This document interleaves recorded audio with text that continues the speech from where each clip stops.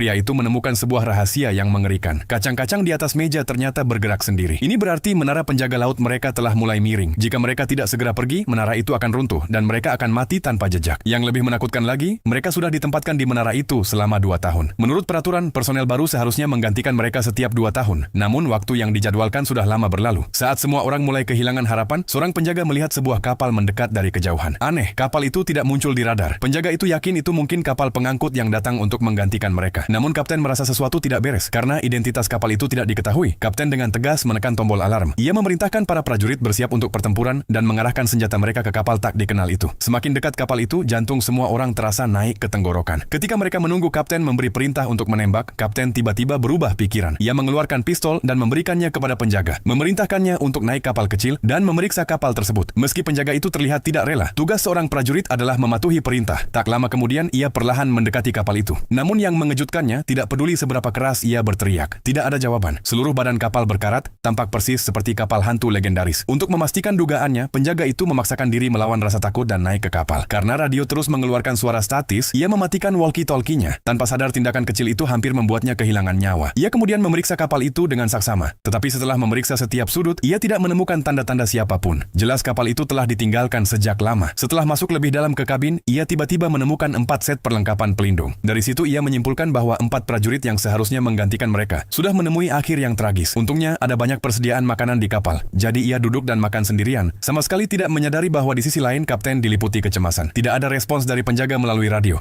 sehingga kapten mengira ia mengalami masalah. Ia segera mengaktifkan sistem senjata nuklir menara, bersiap menghancurkan kapal mencurigakan itu sepenuhnya. Tepat ketika kapten hendak meluncurkan nuklir, penjaga itu akhirnya ingat untuk melapor. Untungnya pesan itu diterima tepat waktu, dan peluncuran dibatalkan. Kapten kemudian memerintahkan penjaga untuk menarik kapal itu kembali. Tak lama setelah itu, ia juga melihat banyaknya persediaan di kapal itu. Ia tidak mengerti mengapa persediaan masih ada, namun awak kapal menghilang tanpa jejak. Untuk mengungkap kebenaran, kapten segera mengunduh buku log kapal dan menggunakan pena untuk memetakan rute kapal pengganti. Pada akhirnya, kapten menemukan sesuatu yang mengerikan. Kenyataannya, kapal pengganti telah lama tiba di dekat menara, tetapi dipandu ke lokasi yang salah oleh menara penjaga itu sendiri. Saat itulah ia menyadari bahwa ada mata-mata di antara tim mereka yang beranggotakan 4 orang.